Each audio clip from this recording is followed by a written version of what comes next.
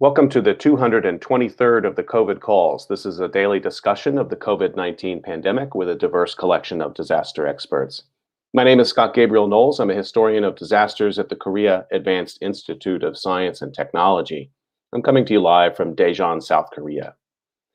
Today is a discussion in partnership with the LePage Center for History in the Public Interest of Villanova University. And today's discussion features Chrissy Lau and Preeti Sharma in a discussion of the Anti-Sewing Squad.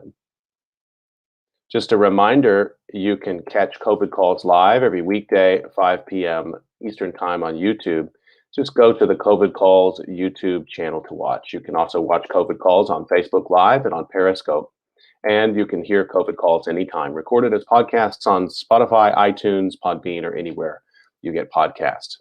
You can also keep up with COVID Calls via Twitter using the handle @US of Disaster or @COVID Calls. Please do help spread the word and send suggestions for future guests and future topics. Please feel free to suggest yourself as a future guest. Really excited for today's discussion. Just a quick programming note here. In partnership with the LePage Center for History in the Public Interest of Villanova University, they had a competition for funding over the summer in 2020, and there were a number of projects that were funded, including the one we're going to hear about today. We'll be featuring those on COVID Calls in the weeks to come. Today is the first of those discussions, and very excited for it. As of today, February 18th, 2021, there are 2,436,774 deaths from COVID-19 globally. That's according to the Johns Hopkins University Coronavirus Resource Center. There are 492,302 deaths reported in the United States. That's up from 489,748. There have been 47,902 deaths from COVID-19 in the state of California. As a way to bring some humanity to the numbers, I've been reading a life story or a story of advocacy for those impacted by the pandemic in some way. And I'd like to continue that now with a really moving tribute to disaster researcher Dennis Maletti, which was written by Amanda Ripley and appeared February 18th in the Washington Post. When I last spoke to Dennis Maletti, Amanda Ripley writes, one of the world's leading experts on how humans behave in disasters, he told me he was frightened. It was March 19th, 2020, the dawn of the pandemic, and I didn't know what to make of it. In 16 years of interviewing him as a reporter, I'd never heard him say he was scared. Not after 9/11, not after Hurricane Katrina. Maletti was frightened, not because he thought he was going to die. Like most of us, he told himself he'd be spared. Of course, I don't believe I'm going to get it and die, he told me, laughing at himself, because I'm a human being and process risk like anyone else. No, he was worried for the country. It had been only 8 days since the World Health Organization had declared a pandemic, but he could already see that the government was failing to properly respond. When I stop thinking and just lay in the quiet, I get really scared, he said. Maletti died of COVID-19 on January 31st. We'll never know how many people could have been saved if authorities had followed the disaster communication guidance that Maletti helped develop as the head of the Natural Hazards Center at the University of Colorado at Boulder. We just know that guidance was not followed. Going into this catastrophe, we had many pre-existing conditions: a hyperpolarized country, decentralized, inequitable healthcare and education systems, and a president who showed little loyalty to the truth or to science.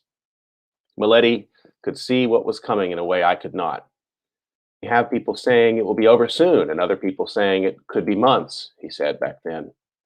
That gives the public the ability to pick the answer they like, which is the number one no-no in public messaging.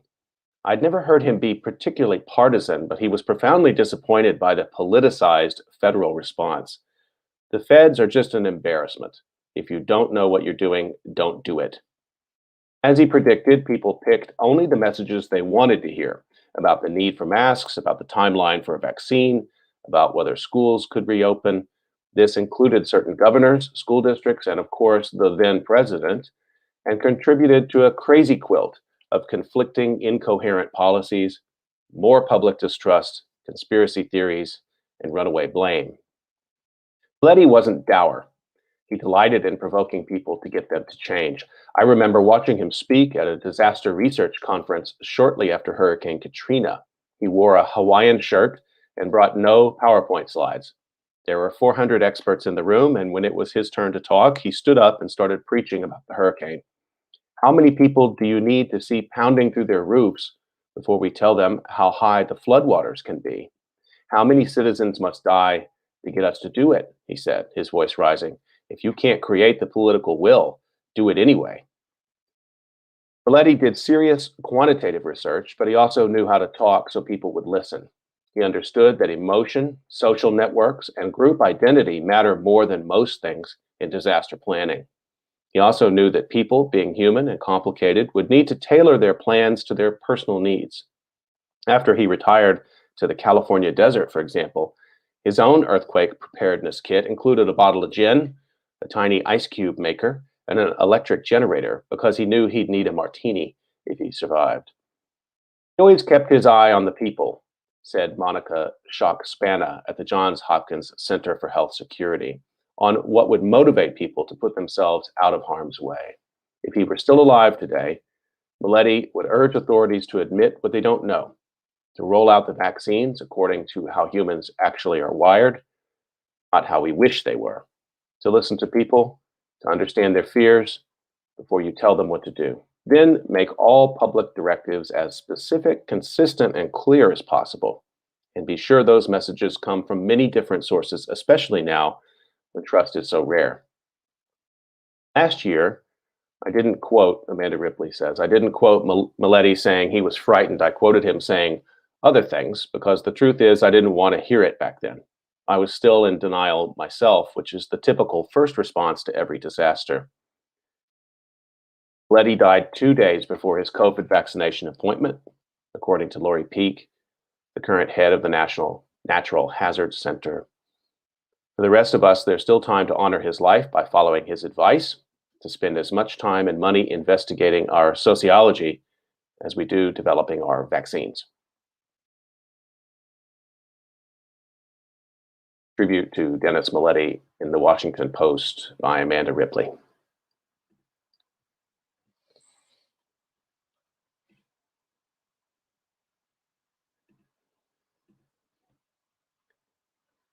Okay, we're going to turn to our conversation for today. Let me introduce my two wonderful guests to you. Chrissy Yi Lau is an assistant professor of history at California State University, Monterey Bay.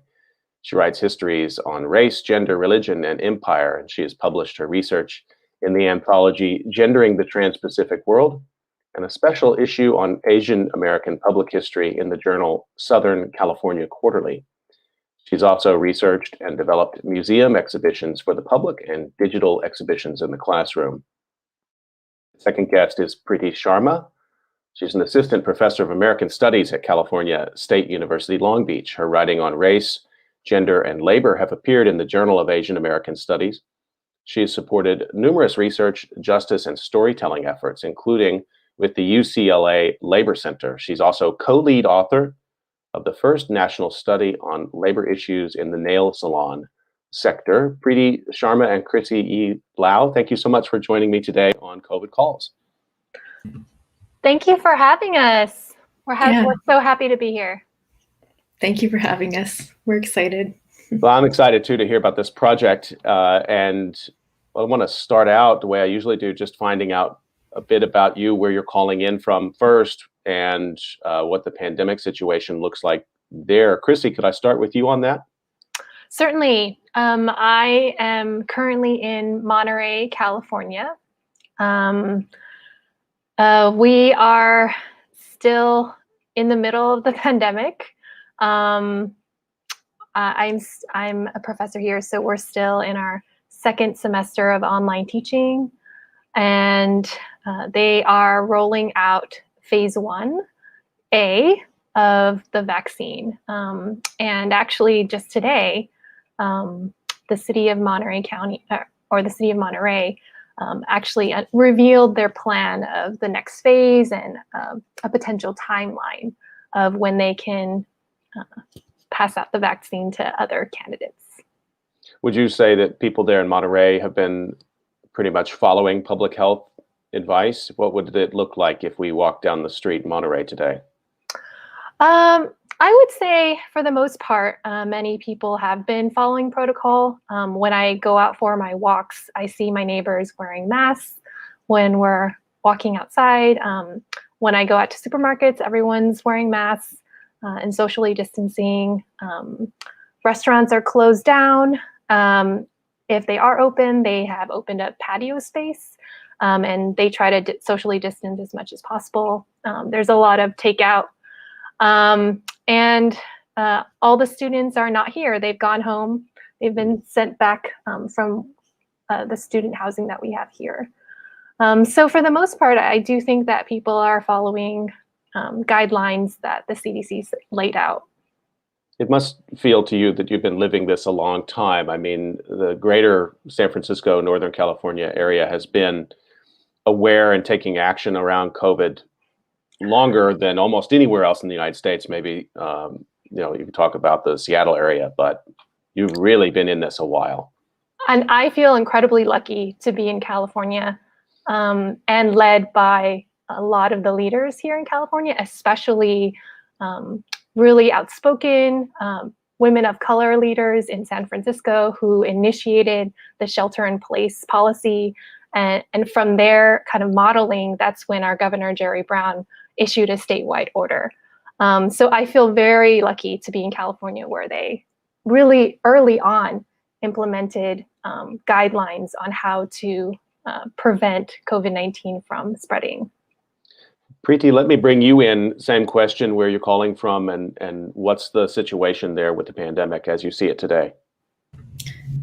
Well, Scott, I have to start off by saying I do normally live in Los Angeles, but I'm actually speaking to you all from South Florida today, and that's part of the facet of my university being online. But I did come here to be with my parents about 3 to 4 months ago due to some personal reasons. But when I left, Los Angeles numbers were about to experience an uptick. So about 2 to 3 weeks after I left Los Angeles, it really started to surge. And it kind of hit that devastating uptick that folks have sort of seen in the news and sort of popular media. So at that time in December, I'd actually heard from friends who were healthcare workers who were being reassigned from, the OBGYN unit, for example, and put on pandemic floors and on pandemic COVID cases, right?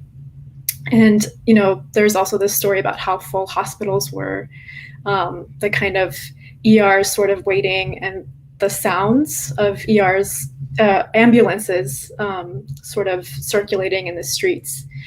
And then I also, currently am continuing to hear from friends and students actually about their losses of siblings, parents, and grandparents. So it's the numbers are going down in Los Angeles now, thankfully.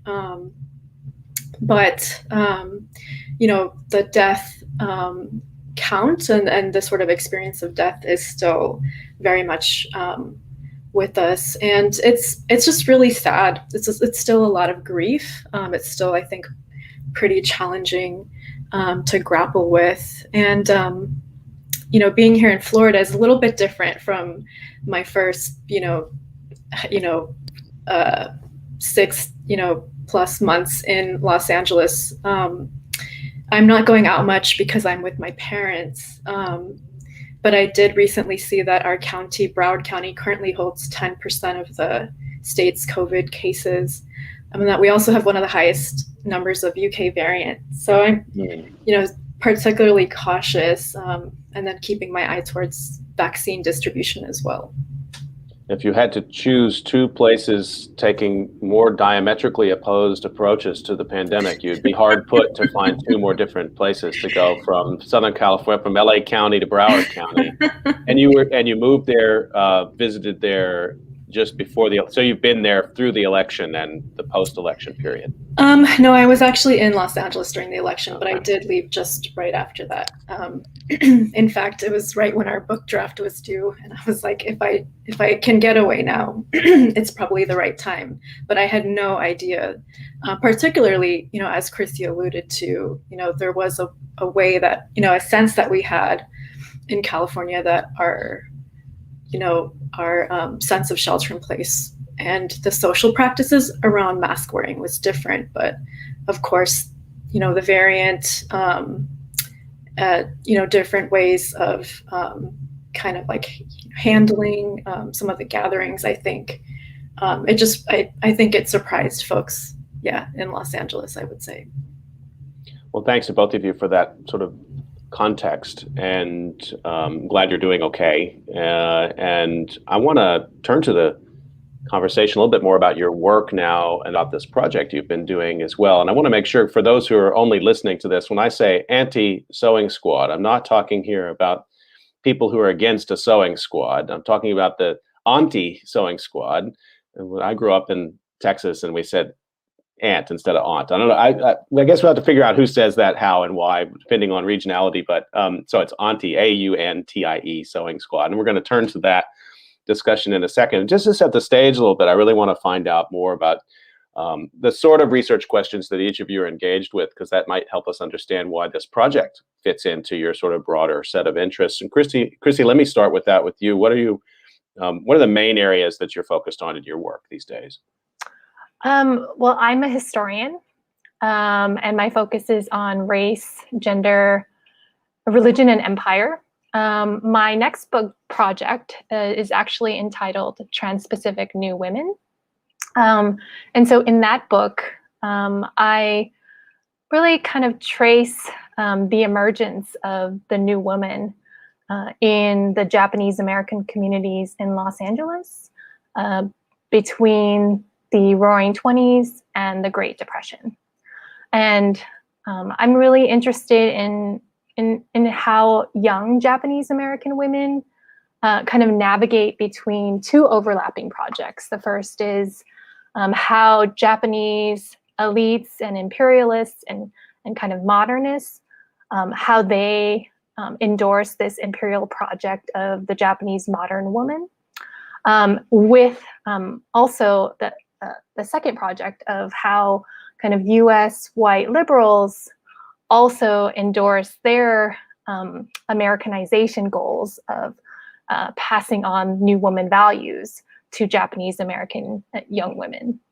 So between those two projects, I argue that young women negotiated it and created what I call the Trans-Pacific New Woman. So they combined racial uplift with kind of new models of femininity or womanhood to create kind of a multiple model of the Trans-Pacific New Woman. And do you find that the kinds of research subjects that you're looking at are people who are actually in transit across this space? Is that also part of what you're considering? So women who literally have to inhabit sort of one world in the Pacific and then one world in the Pacific Rim in California on the West Coast?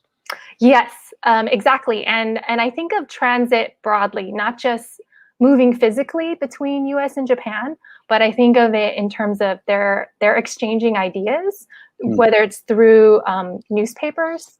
So their newspaper, particularly in Los Angeles, was printed in both English and Japanese, and they would always reprint articles from popular newspapers in Japan. So there was a lot of intellectual ideas being exchanged, but there was also a lot of cultural exchanges happening. So they had conferences through the YWCA where they often met with speakers from Japan and then also speakers from the US.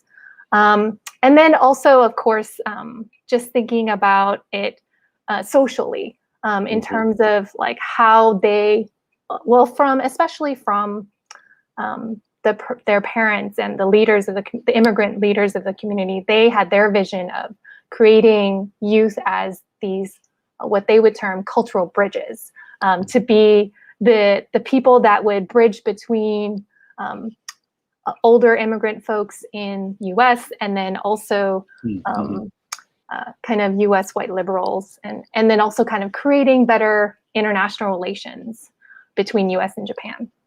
I can only imagine, I can only imagine now, if you weren't looking for it before, that you're also finding ways that they think about disease and public health across that space. That must be an interesting feature of it for you.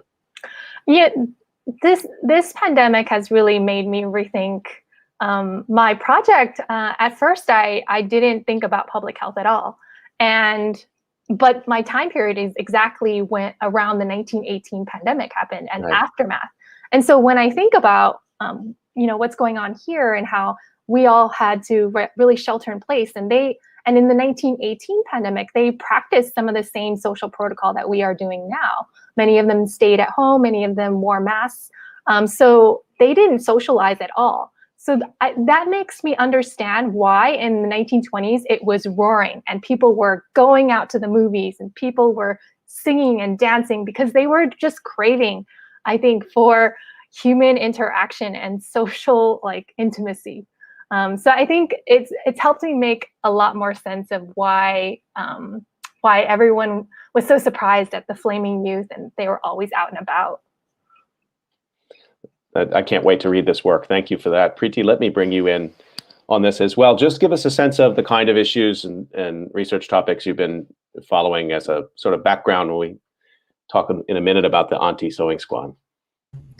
Yeah, absolutely. I think, like Chrissy, my project, deals with this facet of Asian American feminisms and questions of intimacy, but particularly from the lens of service economies. So I focus on South Asian immigrant women's labor in South Asian-owned threading and beauty salons from the 1980s to 2020. So it's a kind of fairly recent immigrant entrepreneurial space, but also a space for South Asian immigrant, primarily Indian and Nepali Indian immigrant and refugee women. And so I look at the emergence of these salons, but also the nuances of labor, particularly located in intimacy and affect, and then the regulation and activism and organizing that's quite dynamic and specific to these sites.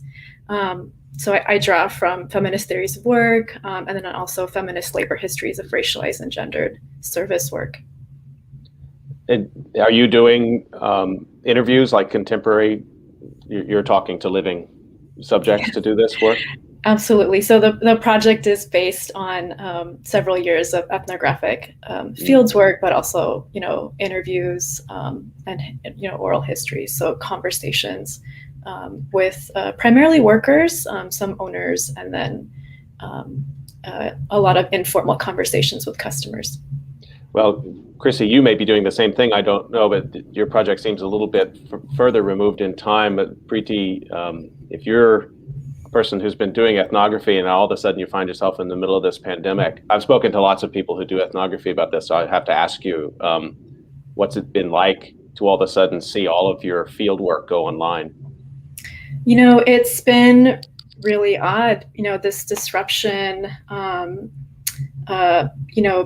shifted the ways to do research, conversations. And, I was kind of gearing up to kind of go back, I go back in the field. I hate to do these quotation marks, but in the summer, but all of our travel was disrupted, but the salon space was disrupted, right? And the pandemic has taught us so much about the centrality of the beauty salon and how social something like a haircut or a manicure or getting your eyebrows done really is. And even like the kind of like bodily feeling of my hair is growing, what do I do?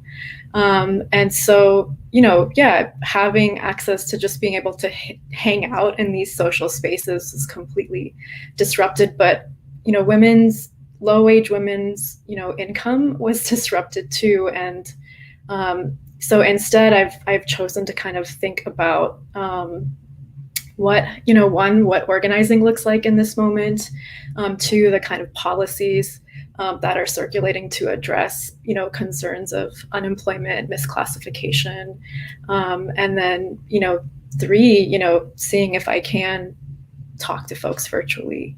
But it is a complete challenge.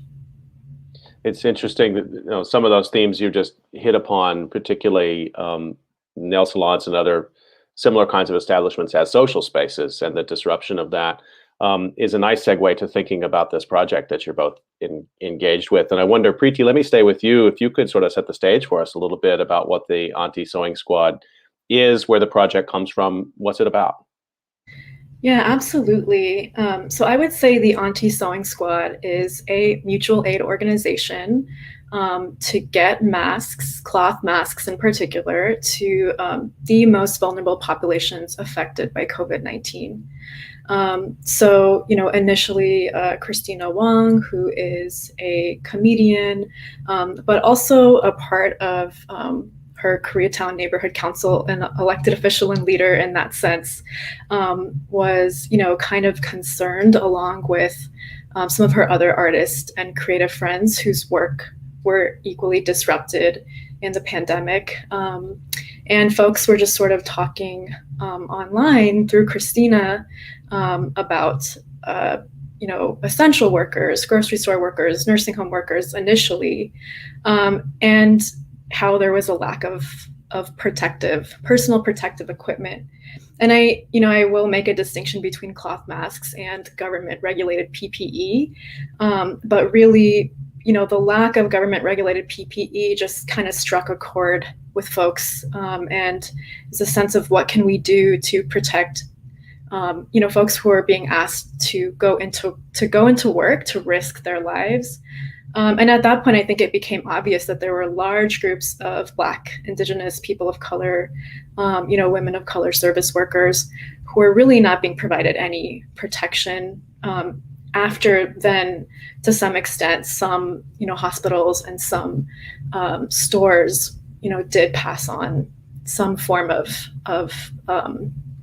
PPE to their workers. But it was, those first initial weeks, if not month, it was really heartbreaking and challenging to sort of navigate and see, what forms of protection do people need? Why do people have to be put in harm's way in this, these industries? And essentially, what can people do about it? And so, that's where I think Auntie Sewing Squad came in as a digital space. And, Chrissy can sort of speak to this as well, but really developed an extensive network online. Mm-hmm. Well, let me turn to you, Chrissy, to get a little bit more about how it developed and how people engaged with it. And I just want to underline something Preeti said there. Just for this pandemic, we were talking about this before. Time is very weird in COVID days, but people have to remember that in that early month, particularly 4, 6, 8 weeks in some parts of the country, you had essential workers who were wearing garbage bags. I mean, it's to say this was a national disgrace is too flat. It doesn't really capture the nuances, because there's vast inequalities that were also revealed in that. And I've talked with Terrell Hagler, for example, who's a sanitation worker in Philadelphia, and he's described, and they've never been identified as essential workers. But he talked about the struggle to get masks and gloves for sanitation workers in the city of Philadelphia. And that was really an afterthought in terms of government. They were focused on other things. So just to recover that context, Preeti, as you did, is something I think we all have to go back a minute. Maybe we've even suppressed that horror a bit. It's good to have it right back in front of us as we understand what the Auntie Sewing Squad was all about. Chrissy, let me bring you in on it.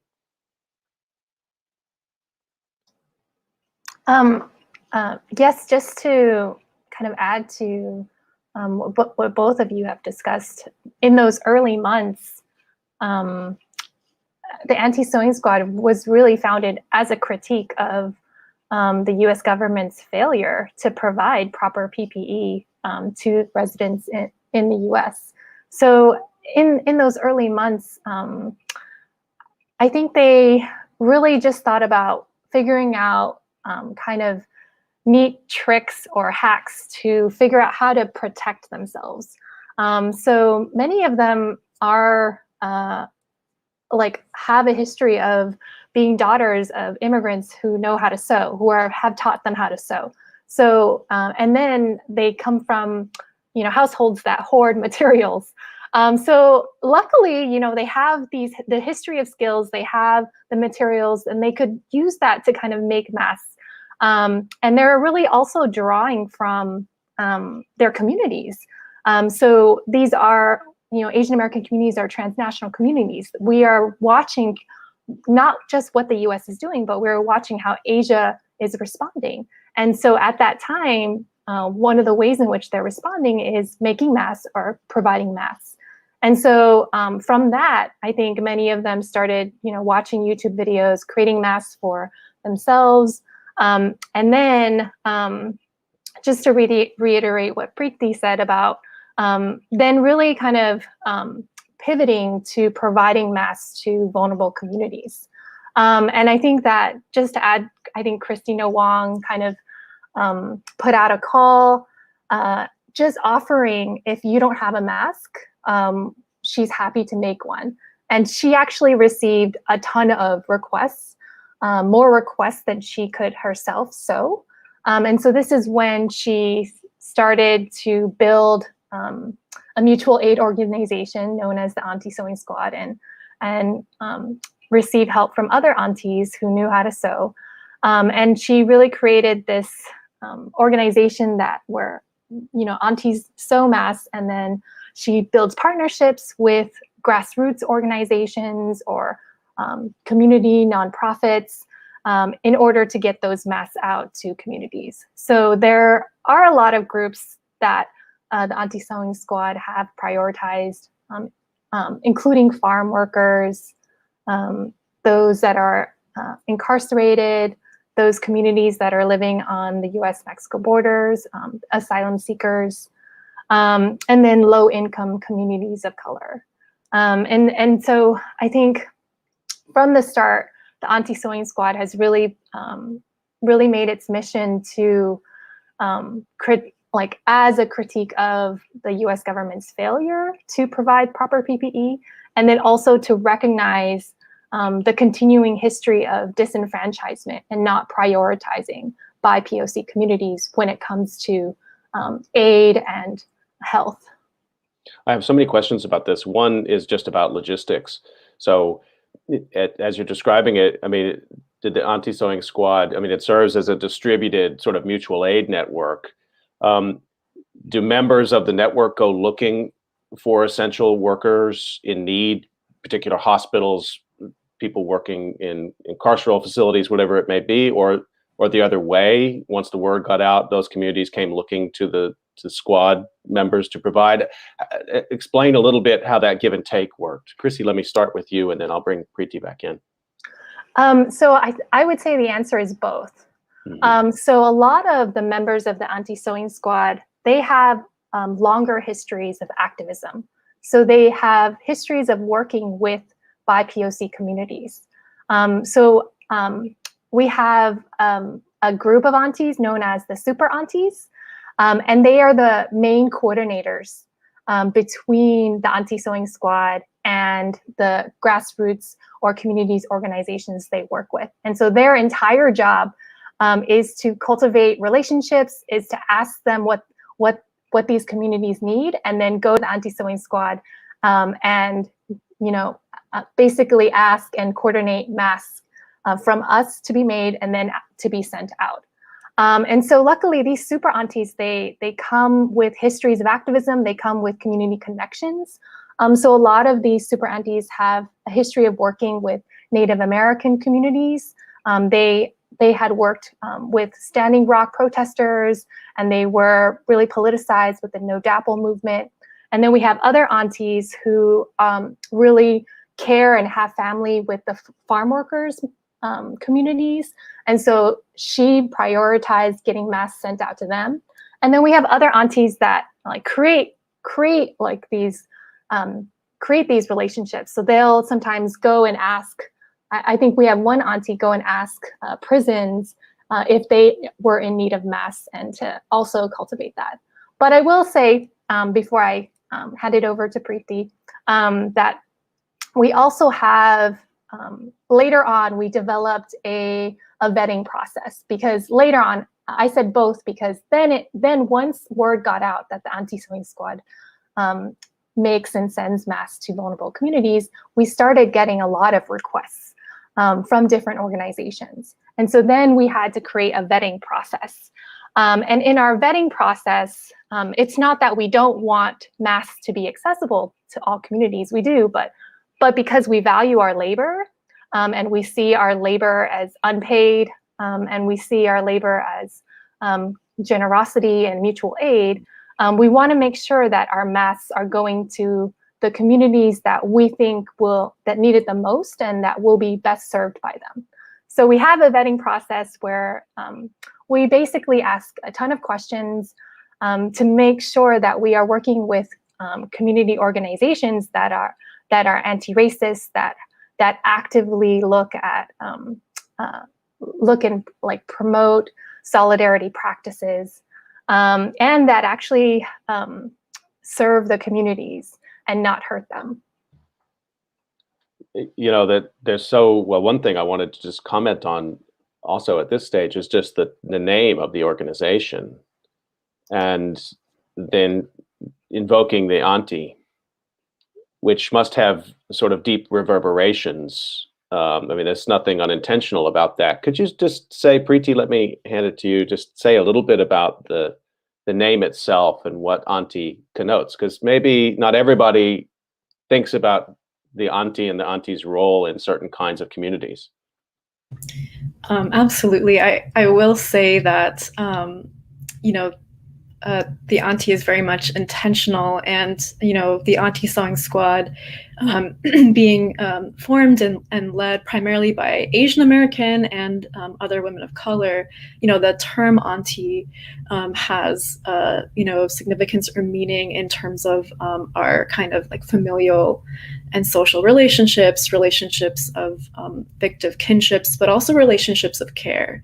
Right. So, you know, the Anti is a figure or someone who is maybe outside like the immediate family unit, but is someone who does do a lot of caring labor, can, you know, provide maybe food or sustenance or fun or emotional kind of support. And so, you know, Aunties are the ones who kind of step in and, you know, bring in that emotional or reproductive labor when, you know, everyone else is burdened. And so I think that's part of the understanding or part of the discourse of this group. And it is, you know, in some ways part of like Asian American, you know, generational experiences to some extent. As a, you know, someone who is South Asian, you know, Anti doesn't always have the best light, and you know, there's kind of fun cultural critiques in South Asian American pop culture, you know, where like the Anti is kind of a gossip monger or a snoop or someone who's like there to police your gender and sexuality. But in this particular case, you know, Anti in that sense is holistic and is totally leaning on notions of care.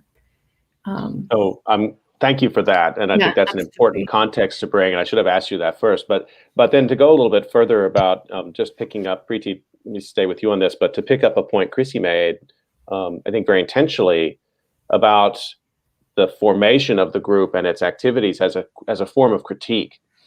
So say a little bit more about that, and because one might have thought, you know, if we were having this conversation a year ago, still even a year ago, the idea that making masks was somehow a form of political critique or protest would have been very strange to people. They wouldn't have really maybe thought about that. I mean, that's another sort of artifact of our COVID time. Say a little bit more about what that means as a form of politics. Yeah, you know, the politics of the Anti-Sewing Squad has been so powerful to watch and be a part of. You know, kind of leaning on what Chrissy said about a lot of folks in the Anti-Sewing Squad having different activist experiences, and a range of that. You know, it was intentional on the part of, you know, the Anti-Sewing Squad to fill in this gap. And, you know, I want to highlight that it's not a stopgap, that there's a sense that we're going to be here to make masks as a form of protection. And even the politics of mask making has been so divisive, and in like, you know, the American public sphere, it's been so bipartisan in some way, or not even in some way, it just has been. But the work of wearing a mask, I'm not even talking about making it, but the work of wearing a mask is a form of care, because it's the idea that you're not passing virus particles onto the next person. And so, you know, literally the project then of mask making is, you know, starts right there with that form of care. And then the labor of making that mask is absolutely another layer of recognizing that, one, you know, why isn't the government shutting down on a federal level? Why are, you know, two, all these states having to create these piecemeal projects that were frankly imperfect and still are? And, you know, three, everything is sort of really reliant on like that worker or that community to kind of get access.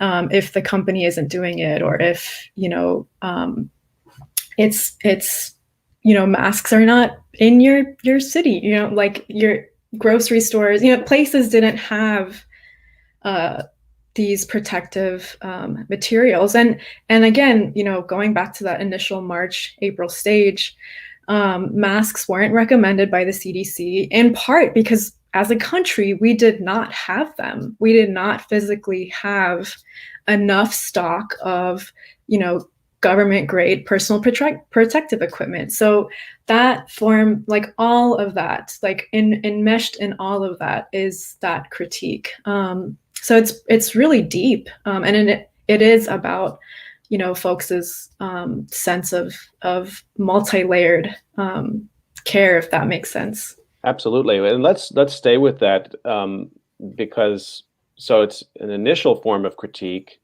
I mean, first you have just uncertain information, so people just don't know what's needed, and then when it becomes sort of clear people are going to need masks, particularly essential workers, and they're not there, of course that's an opening for action, but also for criticism, and to voice that. But then the mask discussion throughout 2020 takes turns that, to me, still are going to need a lot more unpacking. First of all, the murder of George Floyd and the massive social protest that follows. So now the wearing of a mask becomes essential for another type of essential work, which is to go into the streets and demand justice. And then by the summer, the denial of the mask becomes not just a sort of fringe political activity. The denial of wearing the mask becomes part of an electoral political strategy of one of our two major political parties. That's a set of observations that you both know, and not even a question, but I just want to sort of get your thinking about this, because I wonder how the anti-sewing squad's discussions evolved throughout the year as the meaning of the mask had changed. Maybe, Chrissy, I'll bring you in on that first, and then Preeti, I'll bring you back for some more comments on this. I appreciate the way that you put it, because that is exactly, I think, how I think I would describe it in the anti-sewing squad, that the meaning of the mask did change over time. At first, it was a form of protection and a critique against the US government. And then it became a form of radical care, as Preeti really kind of elegantly explained.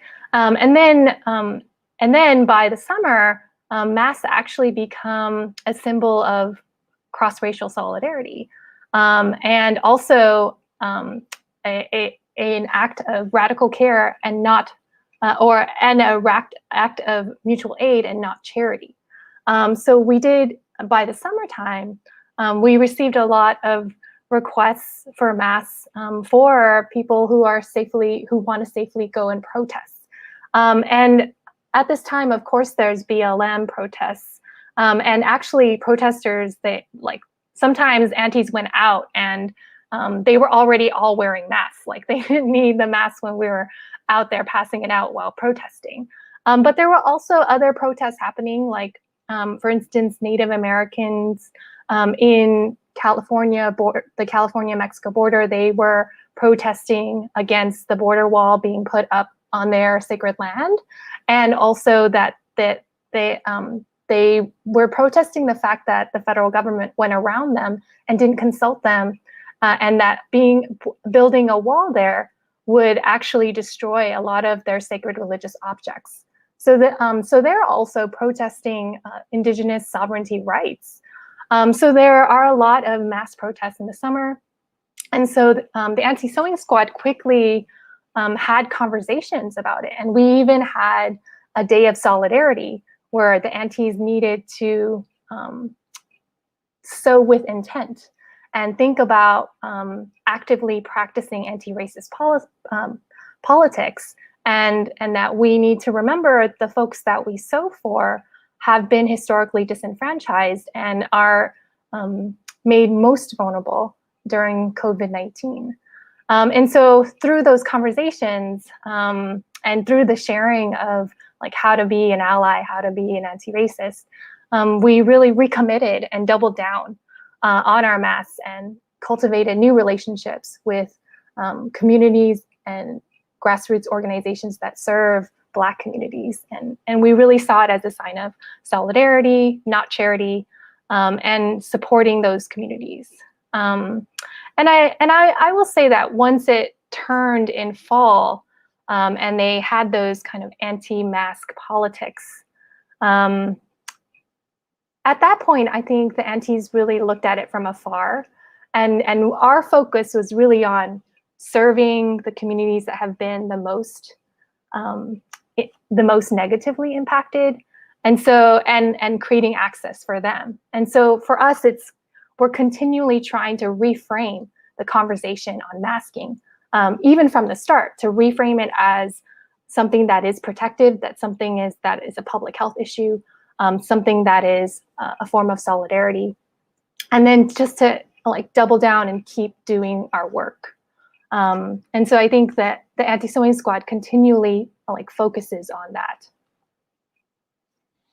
I wanted to maybe somehow see how that intersects with some historical trends around the needs for protection for laborers. And Preeti, I think this might intersect meaningfully with the work that you do in nail salons. I mean, I'm thinking about, people in American society who need a mask or who wear a mask on a daily basis, if they're in the healthcare setting or they're in a sanitation setting or any number of settings, including nail salons, I would think, so that the presence of the mask is sort of already out there, maybe not really examined enough as a sort of important tool for people to do their work.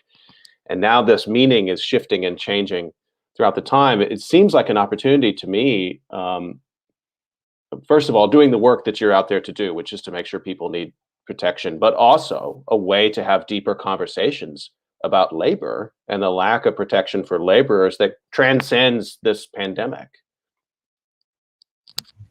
Yeah, something we think about in the book and, in our just conversations overall is the, inherent devaluing of women of color's labor, of particular service economies. And, we didn't have to go very far in the sense that, most folks who are in the Anti-Sewing Squad, well, maybe I shouldn't say most, but some folks in the Anti-Sewing Squad are, daughters or granddaughters of former garment workers. And if you think about garment workers, for example, in Los Angeles, when the, again, initial shelter in place happened, that whole industry shut down. And in Los Angeles, you do have, the highest number of garment workers in the country. And so, 100% again of like women's income was shut down at this moment. But then actually the city takes a turn and names, garment factories as essential work, and garment workers as essential work. But the irony, again, kind of highlighting, like, to your question, the contradiction of labor in this moment, is that factories are indoors. They're kind of, sweatshops are notoriously known for having these like hot windows closed kind of environments. And the Garment Worker Center, who some folks in our organization are have histories with or support, came to the table and was like, if you're going to do this, we need to do this right. Like, we're reopen kind of a sweatshop space, and we need to make sure garment workers have masks. So, we never had a formal relationship, the Auntie Sewing Squad and the Garment Worker Center, but we did, again, as part of our sense of care and understanding labor and understanding how difficult it was also to get kind of materials to sew masks in the initial stages of the pandemic, did kind of like talk back and forth with here we found a supply of cloth. Would some of the garment workers who, through the Garment Worker Center, were not going to factories, but were sewing at home and selling their masks differently from us, right? Because ours were free and ours were meant for communities who are in most need. So there's kind of like a very informal relationship. So it's kind of a roundabout way to answer your question, but it's just sort of thinking again to the kind of notions of labor. Yeah. Well, no one would choose this context for it to happen in, but I have to say the amount of journalism that's been out there in the last year about the extended essential workers, as you said, the sort of garment workers, meat packing workers in Iowa and Nebraska, agricultural workers across the country in different states, not to mention people in the allied health professions and the need, as I mentioned earlier, like for sanitation workers. Work has been on the front page of the New York Times again. And to not take advantage of that moment and really say, yeah, there's real danger here for essential workers who are being put back in these environments in the pandemic. But that risk was there before, and that risk will probably be there after. Chrissy, I guess I wonder if you could say a little bit more about how the Auntie Sewing Squad as a movement may go beyond the pandemic. I mean, is this the basis for you've used terms like solidarity and mutual aid. I mean, that's the basis of politics that goes well beyond vaccination, isn't it? Yes, it does. And it's really funny that you asked this question because I think the Auntie Sewing Squad have had conversations because we're always asked if we're going to become a 503c nonprofit organization. And our answer to that is always no. One of our core values is that we, as a mutual aid collective, seek to be obsolete. And that's because we imagined ourselves as filling in a need where someone else failed, and we will do this for as long as we should or need to do this. But we also want to hold other institutions accountable to the fact that they are not doing what they need to do to protect vulnerable communities. So in that respect, we actually don't seek to institutionalize our organization.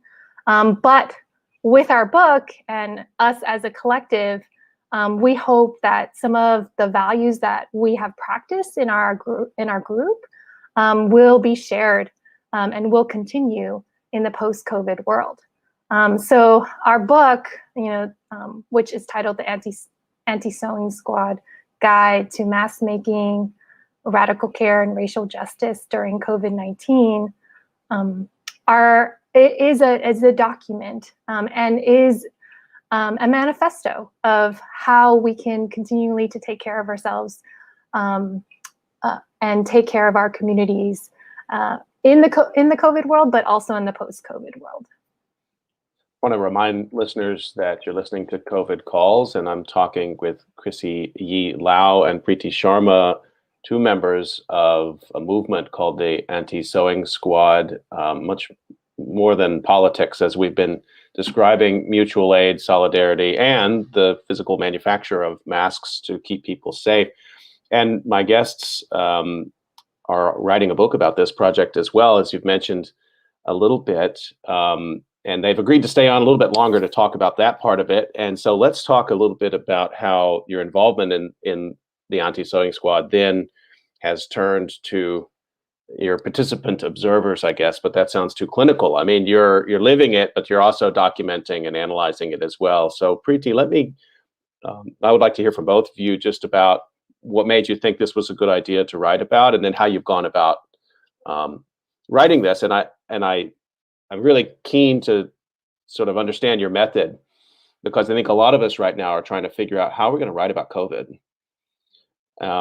And there's so much data coming in constantly. It's hard to stay focused on a topic. Even our discussion this last hour about the Anti-Sewing Squad has gone 25 different directions. It's hard to keep a single narrative, although maybe that's not your goal, to have a single narrative.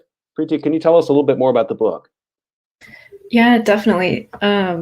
So I'm laughing because my parents do get a lot of phone calls, and you're gonna hear like CVS on the phone or something. But we get calls, we get cats, we have children, guest stars. COVID calls is all about what's going on around the call too. So that's great. And that's something that we also wanted to document in this project, is what it means when you're asked to stay inside, but you want to provide mutual aid and protection to folks outside. And so your home, not different from traditions of homework or forms of garment work, becomes a site of producing masks and cloth. It just sort of takes over your dining table. But speaking of dining tables, I think this book was really also motivated by kind of histories of women of color feminisms and the sort of anthology project that is a part of that tradition. And so, it makes me think of Kitchen Table Press. It makes me think of books like This Bridge Called My Back. And even in Asian American feminisms, we have histories of, making waves, making more waves. And so there are these voiced, kind of dynamic anthologies with, contributors who are invested in this political project. And, part of the Anti-Sewing Squad is, yes, we're providing mutual aid, we're practicing mutual aid, we're defining mutual aid, we're doing it within the framework of radical care, which is again part of these like feminist traditions. But the other part of the group is that we're providing a social space digitally, virtually, for folks to convene when we're isolated, when we can't get together, when folks were afraid to initially get some of those materials, and those materials were scarce. And so there's a lot of kind of dark humor in the group. Let's not forget that Christina is part of this as a comedian. She's also performing. And so she takes on, a performance role as a critique, again, to sweatshop labor, for example. And so, that dark humor was pretty unique, and it provides a perspective of levity in these dark times, and these times also filled with basically grief and uncertainty. And so, aunties themselves were just really incredible, who, are folks who are artists, creative folks, folks who are, generationally related to garment work.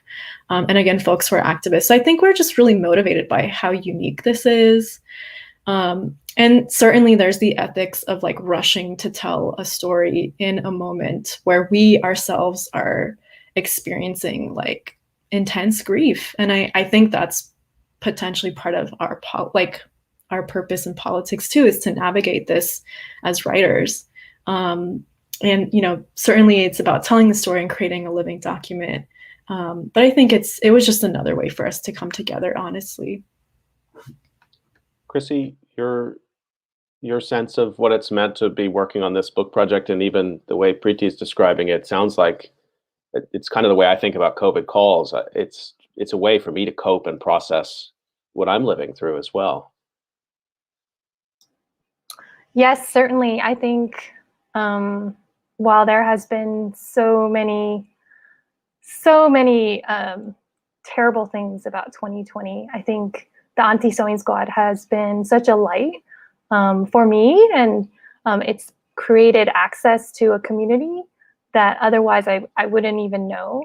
Like I knew Preeti somewhat, but then once we kind of joined, and once we became co-editors, like we've gotten to know each other on a whole new level, which has been so lovely. So it's provided a sense of community in a time of isolation. And this project has been like another baby to us. And I think that as a historian, I think that I really wanted to tell the stories from the perspectives of these incredible BIPOC women in the Auntie Sewing Squad. And we wanted to center their voices.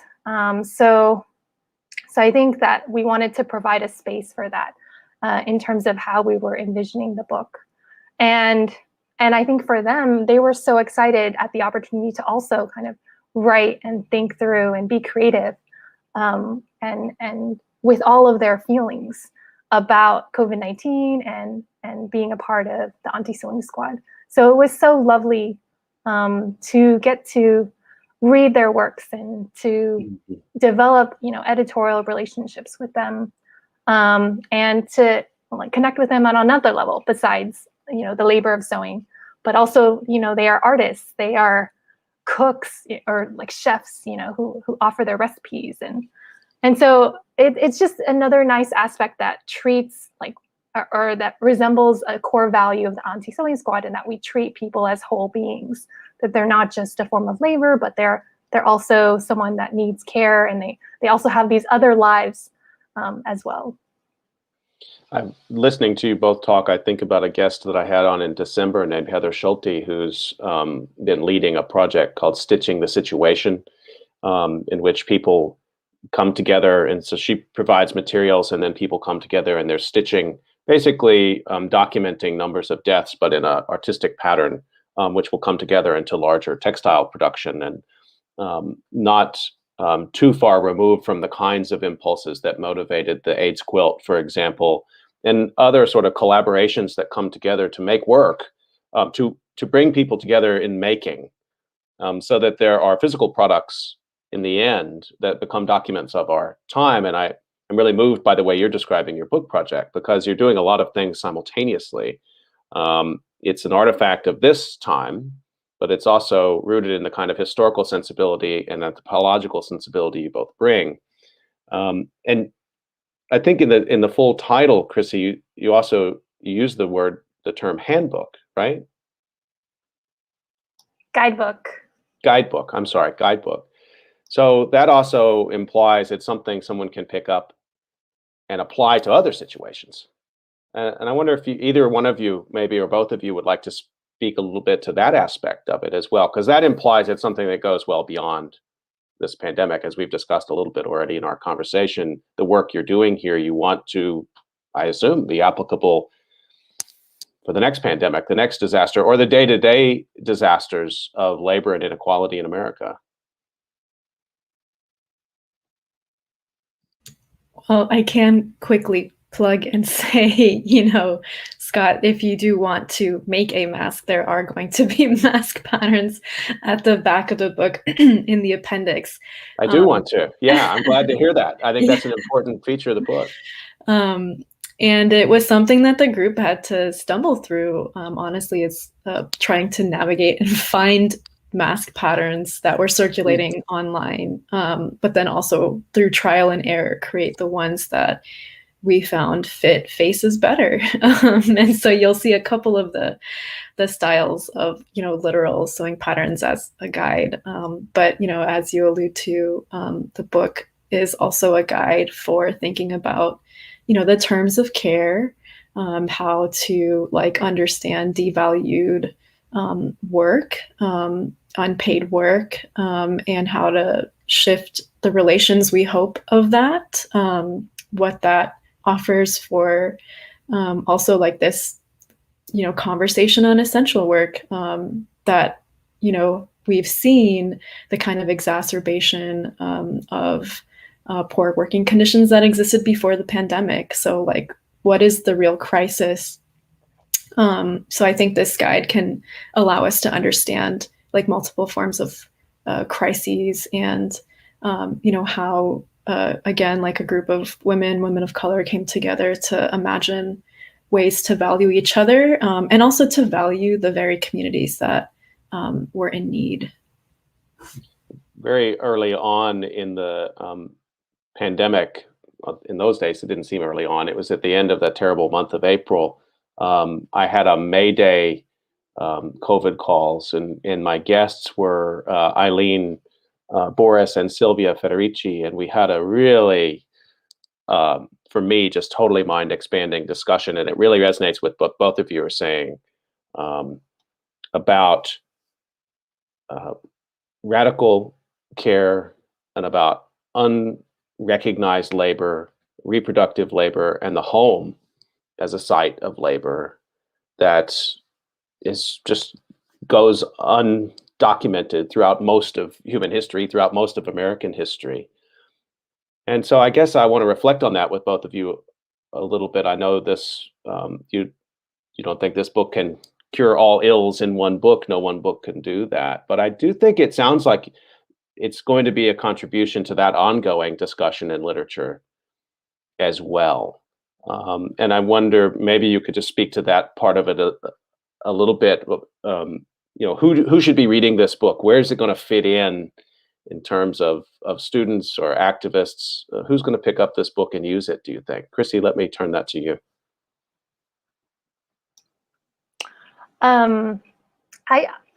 I think it does continue the conversation on invisible labors in the home.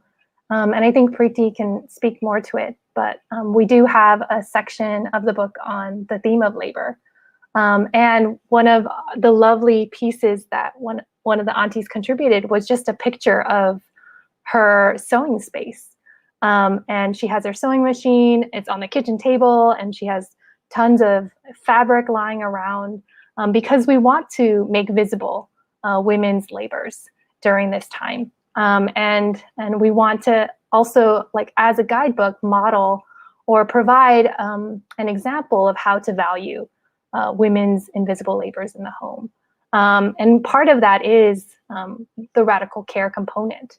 And so as a guidebook, just kind of tacking on, a part of it is like we have mass patterns, but we also have recipes, because a lot of the Auntie Sewing Squad, the reason why we can continue is because we take the time to nourish each other.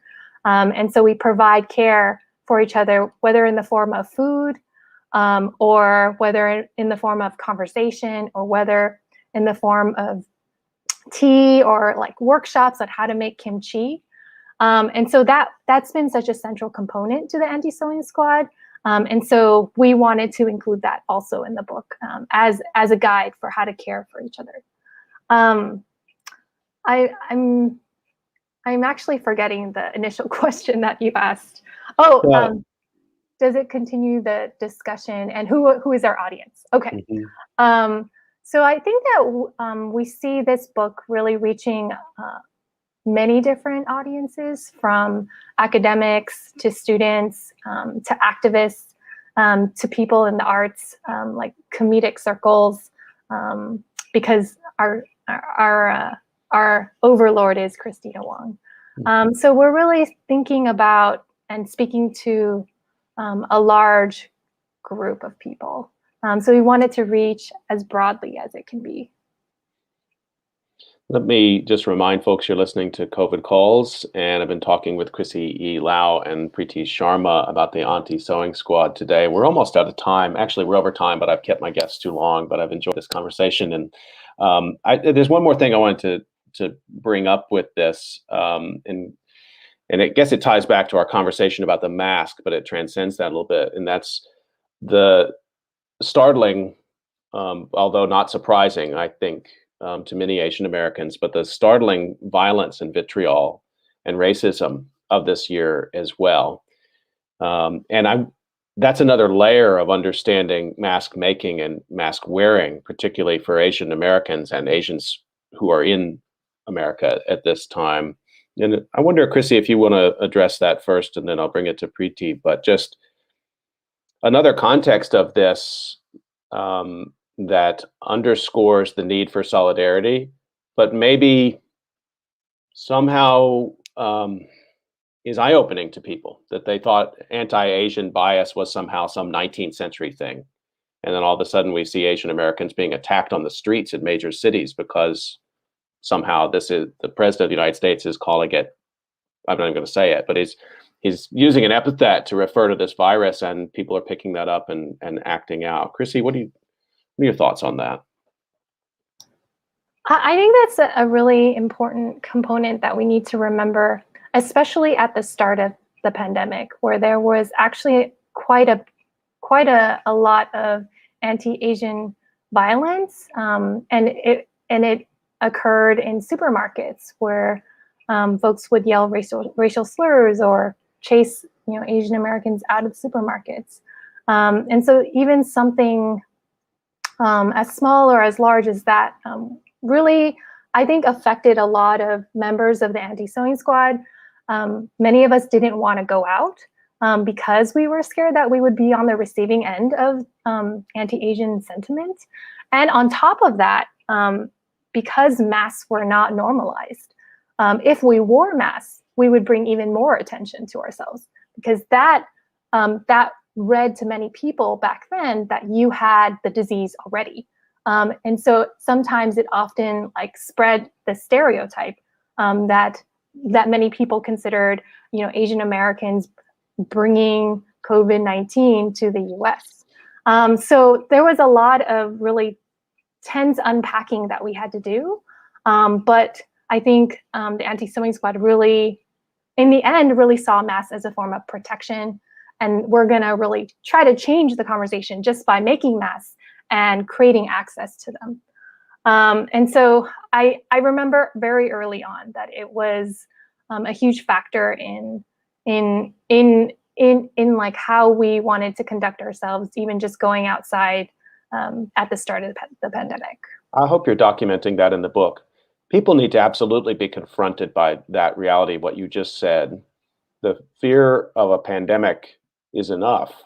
But to then be afraid you'll be the recipient of violence because you've gone out to the supermarket, and then deciding whether or not to wear a mask as a way to predict the extent to which you would be subject to that violence, it absolutely resonates. I had Rashawn Ray, a sociologist, on talking about African-American young men in mask wearing, and he described very similar kinds of calculations that African-American men were making in big cities. And we can't let that you said it so quickly and so artfully, but I think we have to really spend a lot of time with that. That has to be documented. It can't be lost from this moment. We're really up on time. I want to just give you maybe a chance to give final thoughts. Preeti, bringing you back in. When's the book is done, I assume, or it's going to be done soon? When should we expect to see it? And any other thoughts something I didn't ask that you wanted to address as we're closing up? I'm learning so much about editing a collection or an anthology, and so we're in the copy editing phases of the book now to be kind of detailed. But the book is projected to come out in fall 2021. We saw the cover today, and we're pretty excited about some of the geeky, nerdy aspects. No, that's thrilling.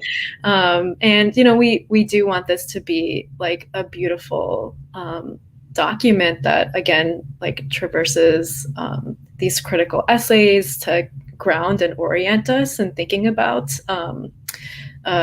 oh my God, did I just use an awful pun? But to have us think about, as you say, these trajectories that the book is a part of, these conversations that are, women of color feminisms, as much as they are, understanding and critiquing U.S. Orientalisms that, also speak to the Asian body as a diseased body or as a fearful, a body to be fearful of. And instead kind of understand this again, as a project of radical care. And so, yeah, it's beautiful. There's a lot of creative pieces as well. Recipes, if you want to kind of go back to thinking about, all the cooking folks have been doing in the homes. But there's also photos of the masks themselves as a way to kind of honor the labor. And so, I think in closing, that's what the Auntie Sewing Squad really taught me as a project, again, of mutual aid and radical care, is how to really center that relationship of care, and that, we can define care to mean recognizing the worth of the person who's giving, as well as the worth of the person who's receiving. So we're excited. We're excited for the book. Well, I'm excited for you. Chrissy, anything I forgot to ask that you wanted to add here at the end? No, please watch out for our book. It's going to be published fall 2021 and through University of California Press. So we're excited for folks to read it. I have been an editor on a number of edited book projects, and I can say it's a very special kind of care and labor that goes into that as well. So I know what you're going through, and congratulations on that. And I hope that you'll come back on COVID Calls when the book comes out in the fall, and we can do a kind of a launch and discussion with you as you'll have more time to think about it. This pandemic is ongoing as well. I want to thank my guests, Chrissy Yi Lau and Preeti Sharma, for their time today, and just remind everyone you've been listening to COVID Calls, which you can catch every weekday at 5 p.m. Eastern Time. And today was a special discussion in partnership with the LePage Center for History and the Public Interest of Villanova University. So I wanted to be sure to acknowledge the LePage Center for helping to bring us together in this conversation as well. Tomorrow we'll be talking to 4 librarians about the role of libraries and librarians in the pandemic. So please do join me for that tomorrow at 5 o'clock. And thanks again to our guests. Stay healthy, everyone. We'll see you tomorrow at 5 o'clock. Thank you. Stay well. Thank you. Bye.